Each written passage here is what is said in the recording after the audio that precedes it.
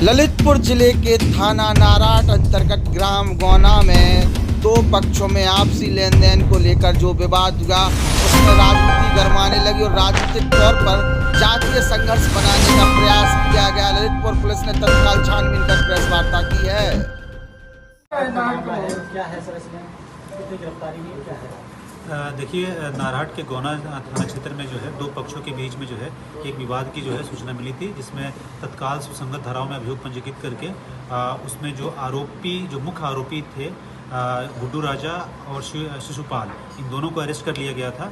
और चूँकि उसमें जो है आरोप जो है एफआईआर में कई अन्य बिंदुओं पे भी लगाए गए थे कि उनको जो है किसी ज्वलनशील पदार्थ को डाल करके भी जो है उसमें आग लगाया गया है। इसकी सघन जो है विवेचना जो है साइंटिफिक विवेचना जो है वो करवाई गई, जिसमें हम लोगों ने जो सीसीटीवी कैमरे हैं, फोरेंसिक की टीम हमारी है, इसके अलावा जो सर्विलांस है और बहुत सारे लोगों को स्वतंत्र वहाँ पे जो साक्षी हैं उन सब का हम लोगों ने डिटेल जो है स्टेटमेंट जो है वो रिकॉर्ड किया और जो हमारे पास साक्ष्य मिले थे उसका हम लोगों ने अन्वेषण किया।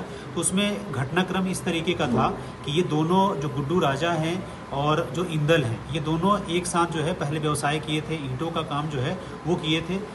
उसमें कुछ पैसे जो है वो इंदल को नहीं मिले थे, गुड्डू राजा के द्वारा नहीं दिए गए थे। इसी को लेकर के इनके बीच में विवाद था कि पैसा जो है वो दे दें।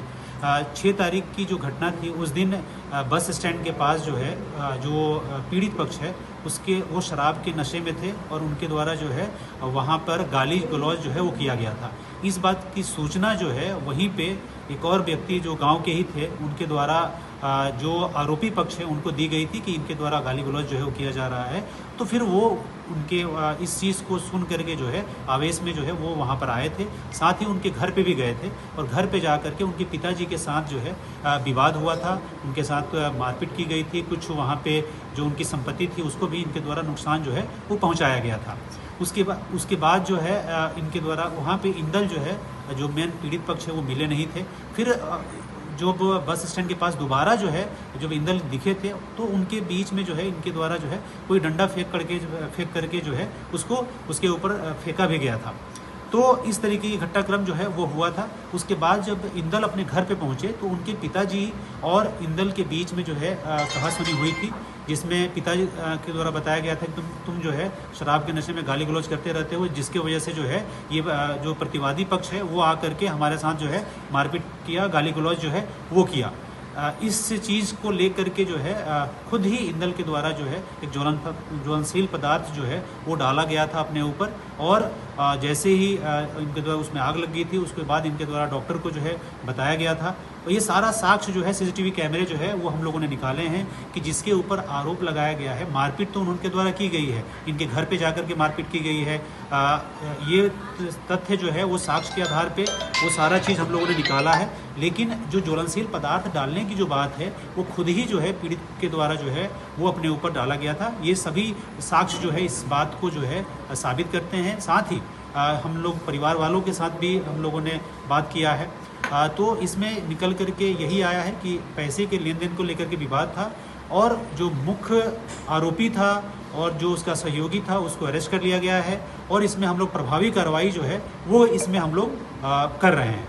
सर उसके घर के आसपास क्या सीसीटीवी कैमरे लगे थे? जहाँ पे जस्ट उसके बगल में ही जहाँ पे रोड है, जहाँ पे जाने का रास्ता है, वहाँ पे कैमरे थे और कैमरे की पूरा हर जगह का फुटेज जो है निकाला गया है और उस सभी फुटेज से जो है ये चीज़ प्रमाणित जो है वो हो गया है कि इसमें जो है मारपीट की घटना जो है वो हुई है। घर में जो है घुस करके तोड़फोड़ भी इनके द्वारा किया गया है।